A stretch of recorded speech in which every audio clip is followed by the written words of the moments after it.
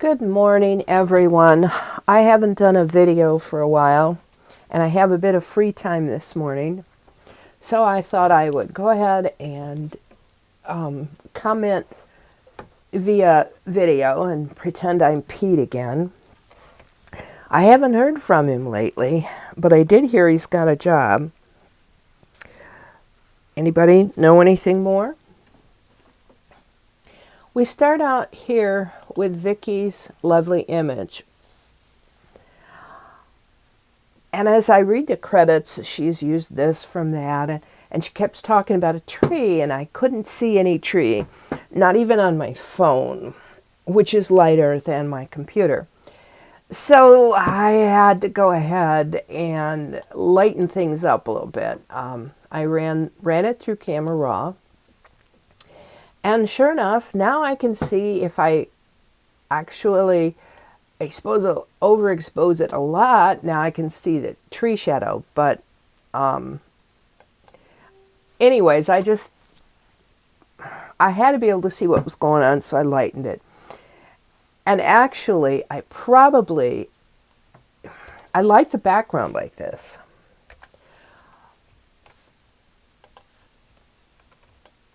But it's most likely that one would keep that nice red dress.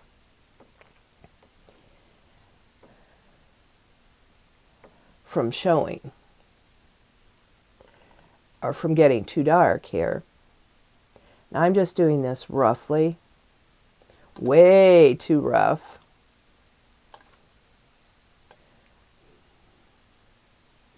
Hey, but you're getting paid the big bucks to listen to me, right? So,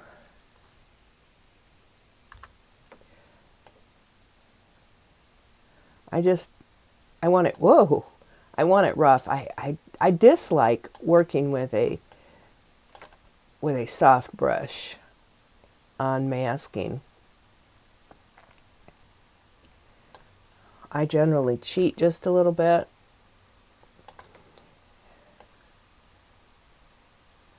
Oh, and this is going to be awful.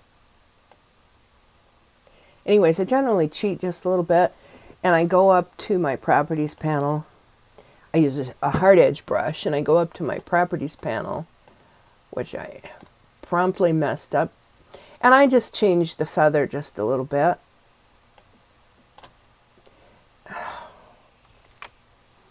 You can tell it's Monday. Anyways, I end up feathering the mask rather than using a feathered brush, and it seems to get me a little bit better in location.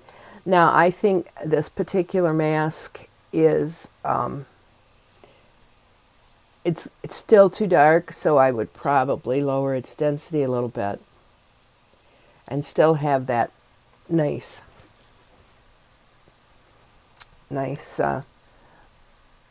darker color to match the apple. I'm not sure I want to show that or not. Anyways, compositionally, photographically speaking, this is very well done. We have this nice curvy S curve in here that shows, it's just very sinuous, very seductive on everything. We have this hand pointing or indicating the snake and the apple. And the apple is with this highlight, is the brightest part of the image, so we know that's our subject. The horizon line is not in the middle. It's nicely up, not at a third line, but enough up so it doesn't make this feel like a very rigid composition.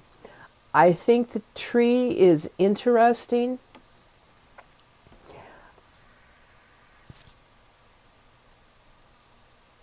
It gives a little bit of sense of foreboding, but it would be more effective if we could see it better. And it's hard when you put a vignette Maybe increase the size of this spotlight here. But excellent job. And the only one of us who got away from personal temptations to temptations in general. The original temptation. And I want to dress like that. Good job, Vicki, and thanks for playing. Richard is channeling into the obsession many of us have with chocolate. I need some Oreos. Not the double stuff. I wish they'd make a thin stuffed, because I like the cookie way more than I like the frosting. But I digress. Richard, it's a little chaotic, but we do have the subject in the lower right-hand corner. And if I were to make an imaginary tic-tac-toe grid, then let's see if I can do that. No, of course not. Here we go. He is near the 1/3 line. It would be nice if his eyes were on that third line or on the third intersection. So what happens if I crop it just a little bit? And there's some stuff here going on that's kind of light that may be detracting a little bit. So how about if I take a little bit down here, and since there's a little white on the edge here, maybe I'll bring it in a little bit. Now here we have the before, and well, let's see, get that all in there. And here we have the after. Before, after. You're making the baby much more important in the picture.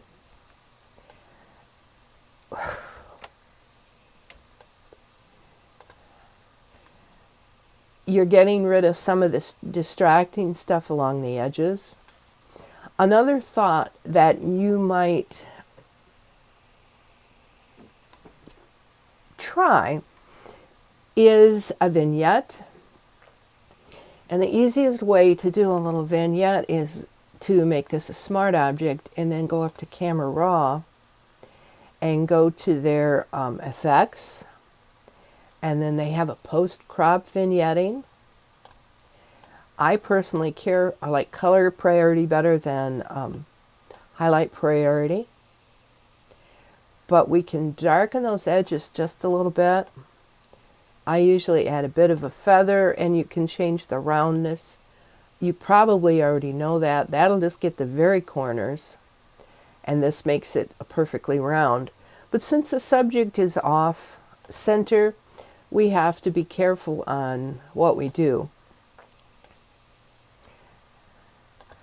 But again, just see how just a little bit makes a huge difference. And let's go with the before and the after. We're bringing our eyes into the baby. Another thing you might think about in Camera Raw that I did on my portrait session this week is go ahead and do a radial filter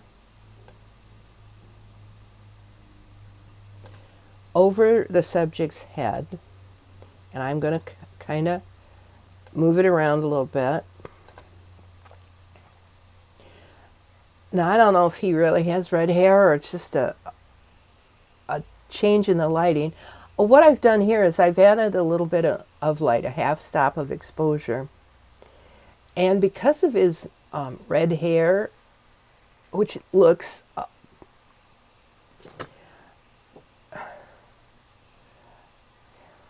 I'm going to decrease the saturation just a smidgen.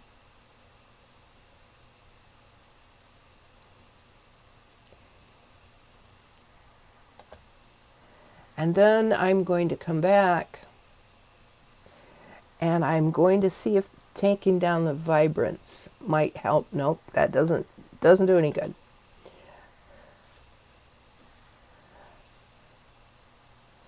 So I might think about making a particular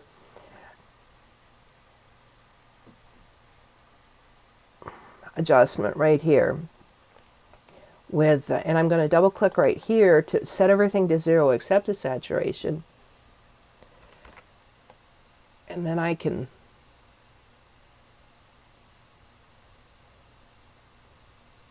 paint in a little bit. And thankfully, we have an eraser. And we can erase this a little bit where we've actually messed up his skin tones. Now, I would ordinarily take a lot more time at that.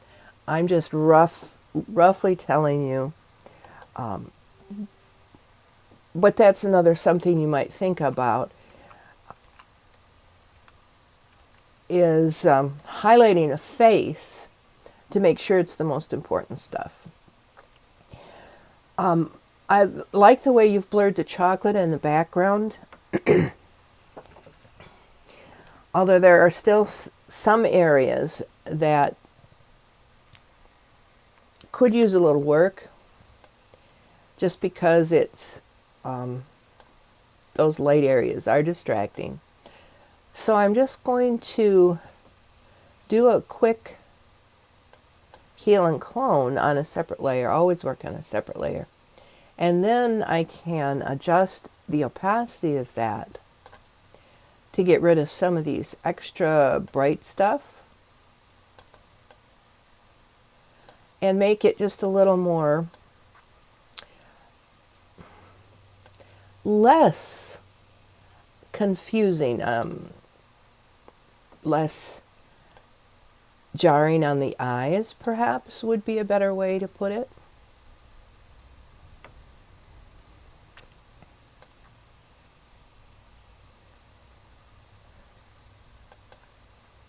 And what the heck? Let's see what happens if we get this whole chunk.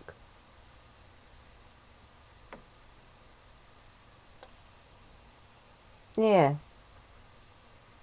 I think you can still tell it's chocolate. So anyways, we're gradually taming it. Now, I think this is still getting the chocolate across without having so much.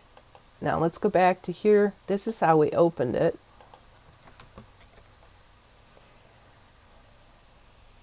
And there's a lot of things going on visually. It's just, there's so much, and a lot of it's light, and our eye wants to go over here, and our eye wants to go here, and our eye wants to go here. So I think, and this is just one person's opinion, that this lessens some of the details. Not necessarily make them less important, but less distracting. Compositionally speaking, you're working in thirds. You've got the baby in the left third, you've got the Oreos in the middle, and you've got this delicious looking chunk chocolate on the right third. Well balanced. And funny as all get out. I just love the baby and the look on his face. Thanks, Richard, for playing. Ah, Helen, your temptation is indeed a temptation.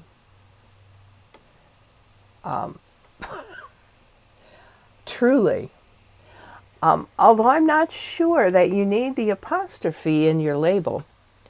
I'm going to run this through Camera Raw real quickly, simply because it looks dark to me.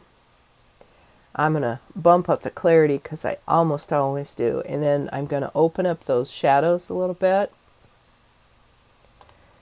And of course I want to put the, whoops, I opened a, get on the right line, Marie. Let's double click that, put it back. Let's open up the shadows and not the highlights. There we go. And I might even bump the exposure up just a smidge, because I don't see a lot of details in the background. Now this is just for me. I'm not saying you have to do it. It may look great on your screen. Well, what a lovely, cute picture. I think your title here balances out the composition very nicely, and you've chosen a color from the image so it fits very well. If we look at these kittens, there's an odd number. Odd is always better than even if you're compositing yourself. None of the eyes are on a line. Each head is on its own separate level. And they make a lovely swoop around here. And I hope you can see this. If we start at, because we read from the left, we often read photos from the left too. So we'd start at this little kitten off to the side. And his eyes will take us to this second little kitten, and those are kind of pointing up to this guy in the background, and his eyes kind of point to the guy that's standing up tall, and then his little nose and white chin lead us back down to the guy that's almost hidden here. But there's lovely swooping curves, and your eye moves around and around. I see you have put a vignette on it to keep our eye in the center, which is wonderful. I wonder, just out of curiosity, what a little vibrance would do to it. Ooh, look at the blue on those eyes come out. Now does it set? No, saturation doesn't help. But I think the vibrance, maybe not. Your choice. Thanks for participating. And I think of all the temptations, this is the hardest one for me to ignore. And I'm surprised because I wouldn't have picked this for my own temptation. But kittens are so cute. And then we had Jim's temptation, and I must admit I read it wrong to begin with. Shame on me. I assumed that the guy was having lewd thoughts about the girl, and when he was really, according to Jim, shopping for sunblock. I thought it interesting that we had to have a little skin to show for temptation, and it is a temptation, perhaps for all of us, in some form or another. It took me a little bit to see the guy in the background, even though he is sharper. And this is one of those areas where maybe if we went ahead and did a little, well, what the heck is going on? There we go. I lost. Maybe if we would lighten him just a little bit.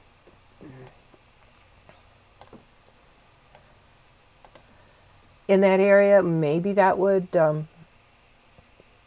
make our eyes go to him directly. Maybe not. Choose your poison. It's a cute idea. I love the guy. No matter what I attribute his thoughts to, it is an interesting way to show us what the subject is by leaving him sharp. And that way you can put the nice sharp thought bubbles in, and it works out pretty well. This might work better as a vertical. There's a lot going on back here that really isn't important.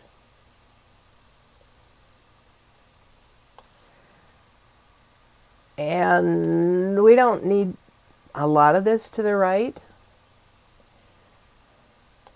But that leaves, if we do it this way, it leaves the two of them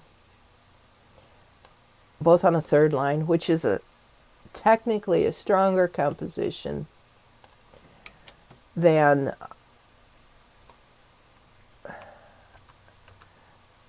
the other one, technically. I know you don't go in for technical, Jim. You go for the humor, and you hit it every time. And thanks for playing. And I thought I'd share with you, because I've got you sitting in front of the computer, I'd share with you some of the thoughts that I had. I did this one years and years ago. Well, maybe only years ago. I saw this beach with a hammock in an ad from one of the companies that I follow on Facebook. And I thought, oh, it was the middle of winter. It must have been February. And oh, God, I wished I was there. And as long as I wished I was there, well, I'd be in the hammock. And that is parts of me, here and there. And my swimsuit is pink like that. And my butt does sag. And I'm wide. But anyways, so I thought, well, what else could be? We've got the rustling palm leaves. We've got the waves swishing up to the shore. What could make this better? Good-looking guys in swimming suits. That's poorly done. But it was just an exercise in fun on a dreary day.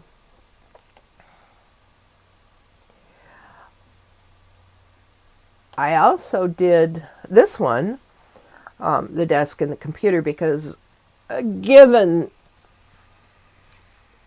a budget, I will spend my money on electronics and books every time.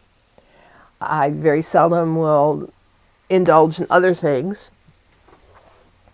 So if I have any spare money, this is where I spend it. And I've put in a nod to my photography, although I'm not doing as much as I used to. I am starting to more now that I'm getting around better.